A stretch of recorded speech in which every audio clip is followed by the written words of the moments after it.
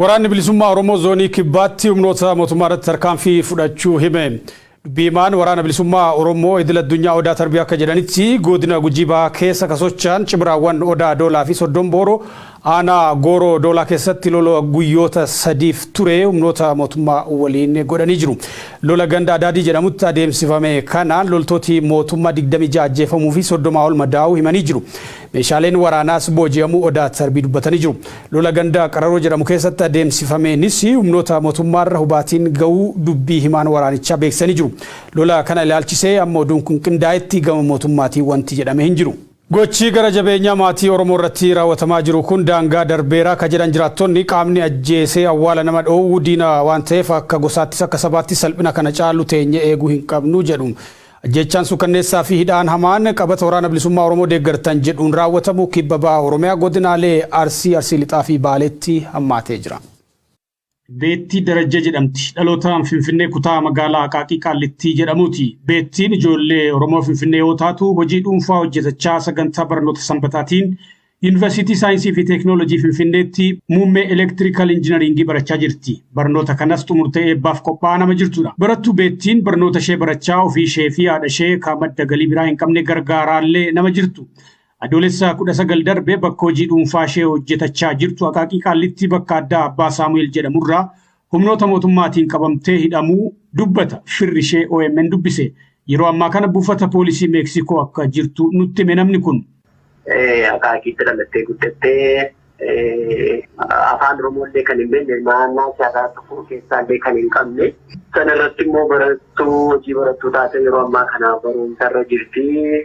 Barattuu elektirikal injiinaringii fi yuunivarsiitii Finfinnee Saayinsii fi Teeknooloojiitti. Maatii itti gaafatamummaa waan qabduuf haadha ishee qofaa hojii waan jiraattuuf barumsallee dhiyeessuu hin taane wajjin yookaan torbaniin deddeebineedha kan barachaa jirtu. Eeggataa gaafa adoolessa 19 waaree booddee toora sa'aatii 9 walakkaa bakka dhuunfaa hojii jireenya ishee hojjetattuuf. Naannoodhuma Aqaaqii Qaallittii bakka addaa Abbaa Saamu'eel jedhamu mootummaatiin ukkaanfamtee fudhatamtee ammaa jedhaa jirti. Meeksikoo qajeelcha poolisii federaalaa sana jirti. Adoolessa 20 bara 2022 namoota isheen armaan dura hin beekne 7 waliin mana murtii federaalaa dhaddacha Araadaatti dhiyaattee galmee tokko jalatti himatamuu ka dubbatu namni kun qabiyyeen himata irratti banamee seelii waraana bilisummaa Oromoo keessa jiraachuu eeraa jedha. Abbaan alangaa beellama torbee lamaa gaafachuu simee jira. Mana murtiitti dhiyaattee jirti. Sama dhedheen gadi dhiyaattee beellama torbee lamaa itti qabatee jira abbaan alangaa. Hirmaannaa siyaasaa kam keessaa nama hin qabne garuu seelii isheen shaneeti jedhanii kan isaanii ittiin himatan. Beettiin hirmaannaa siyaasa tokkollee nama hin qabnedha. Asiin duras yakka kamiinuu shakkamtee mana murtiitti dhiyaattee hin beektu. Yeroo hidhamte kanatti immoo dhukkubsattee wallaansarra jirti. Mana hidhaa keessattis qorichi seenaa fi hin jiru jedhu maatiin. Maatiin egaa kanarratti immoo akka isheen dhukkubsaatu ishee beekuu barumsa irraatii ol kaattee maatii ishee jiraachisa ishiin jedheen ture sanarraa hin kaattee ofii ishee jira dhuunfaa dhukkubsatiin jedhee dhukkubsachaa turte.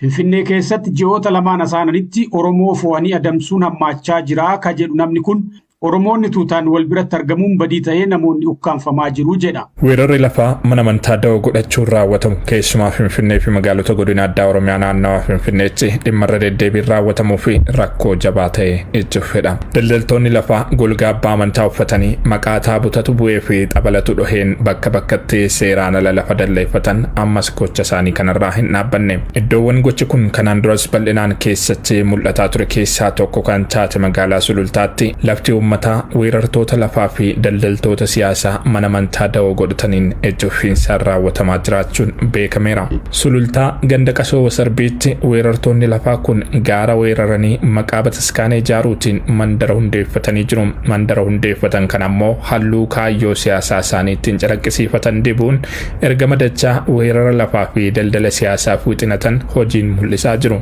Bataskaanni bifa kanaan ijaarame kun beekamtii mana kiristaanaa malee fedhii dhuunfaatiin kan ijaaramedha jedhu bulchaan mana lubummaa aanaa Sulultaa turtii Oromiyaa Kilarjii Neetwoork waliin taasisaniin.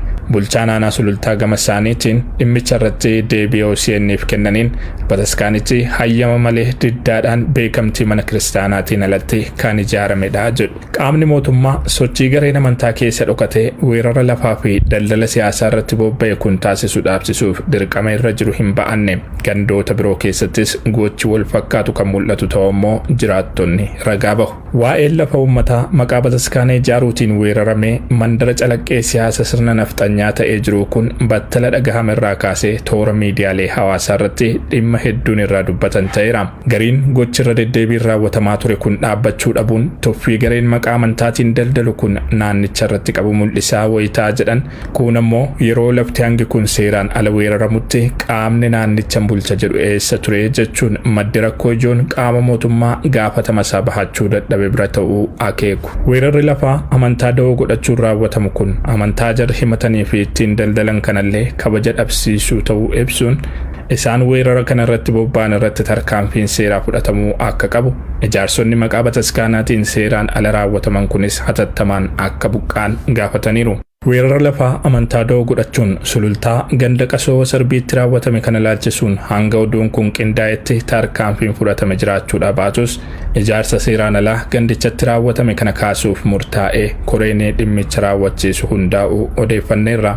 Weerartoota lafaa fi daldaltoota siyaasaa amantaa da'oo godhachuun bifa garaagaraan lafa uummataa weeraran kanarratti hatattamaan tarkaanfiin malu fudhatamee ijaarsi seeraan alaa maqaa bataskaanaatiin bakka bakkatti raawwatamu buqqa'uudha baannaan dhimmichi gara hin malletti cehuu mala kabaja amantichaafis adeemsa hin malledhaa jedhu namoonni haala mudate irratti yaada isaanii ibsan. Kanaan duras taabotatu bu'ee taabotatu lafa jalaa argame qabalatu dhohee jechuun irra deddeebiin magaalota akka Galaan, Koyyee, Faccee fi iddoowwan birootti weerarri lafaa wal fakkaatu raawwatamaa turuun ni yaadatama. Gochicha duuba paartileen siyaasaa naannoo Amaaraa bu'uura godhatan abbootiin qabeenyaa fi finxaaleeyyiin Amaaraa jiraachuutu himama.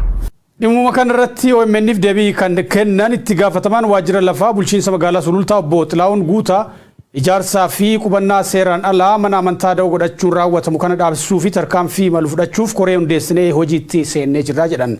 Bulchiinsi magaalaa Sulultaa amantaa waaqeffannaa dabalatee dhaabbilee amantaa karaa seeraatiin gaaffii lafaa dhiyeeffataniif deebii malu kennaa bakka jirutti gareen amantaa ortodoksii akka golgaatti fayyadamee socho'u seeraan ala lafa mootummaa fi uummataa weeraruu itti fufee jira. Isaan kanarratti guyyoota muraasa keessatti tarkaanfii fudhachuuf koree hundeessinee hojiitti seennee jirra jedhan. Gareen kun magaalaa Sulultaa keessa qofaa bakka saditti lafa bal'aa weeraree jiraachuu ibsuun ijaarsi kun halkaniin kan raawwatamu ta'uun dursinee to'achuu nu danqee jira. Gocha kana guutumatti to'achuuf tumsa hawaasaa barbaannaa jedhan.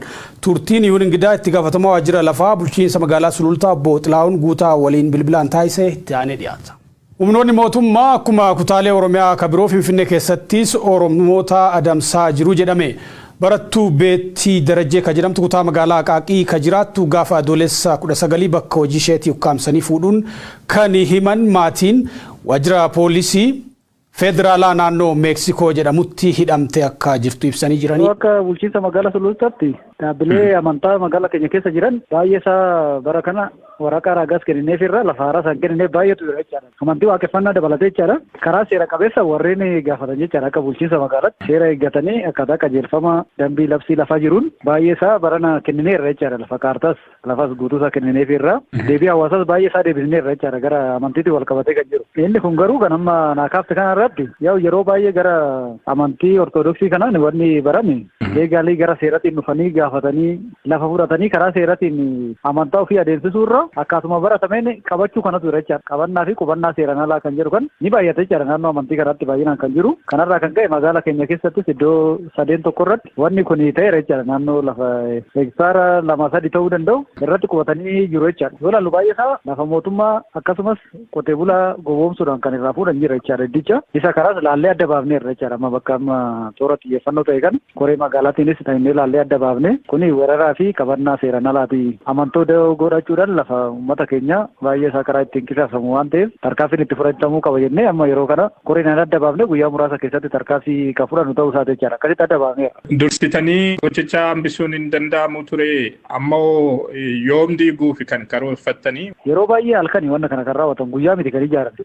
Halkan ijaarama isa booda aan hawaasatti kan uummataatti karaa jedhu kanaan jechaadha. Babal'ifatamaa kan dhufee fi tireendiin ture isa kana. Kanaaf gara tokkoon yoo laallu wanni kun ijaarsa seeraan alaa qofa jennee kan laallu miti jechaadha. Akkaataa itti deebi'amu eebii gara dhaabbata kanaatiin akka ambaasaaddarummaatti itti fayyadamuun jira jechaadha. Naannoo kana qubatanii achumaan immoo lafa bal'ifannaa qabannaa naannoo sanitti akkaataa itti deeman jiru jechaadha. Ni beekta waan ta'eef gala guyyaa irraa koreedhaan baanee ilaallee irra jechaadha. Irra deemnee guutuusaa walitti qabnee namoota waan kana raawwatan irrattis tarkaanfii fudhachuudhaaf adda baafnee qophoofnee jirra jechaadha. Nus akkaatuma amma isin nu gaafataniif akka itti kennu wanni gootan kana nullee akkaataa kanaa itti deemnee jechaadha. Yoonu torbee tokko lama keessatti guutumaan guututti ni kaafna jechaadha. Akkaataa kanaan jechaadha irratti waliigallee kan deemne amma addaan baane jechaadha dhiyoo kana. Kanaaf iddoowwan weerarra kanaa gaggeeffamu kan jiraatu yoo ta'e uummanni seeruu akka nu kennu asumaan ergaa keenya dabarfachaa fedhii amantii gaggeessuu kan qabaatan yoo jiraatan karaa seera qabeechaan dhufanii nu gaafatanii akkaataa pilaanii magaalaatiin akkaataa seeraatiin keessummeessuuf qophaa ta'uu keenya ibsuun barbaada.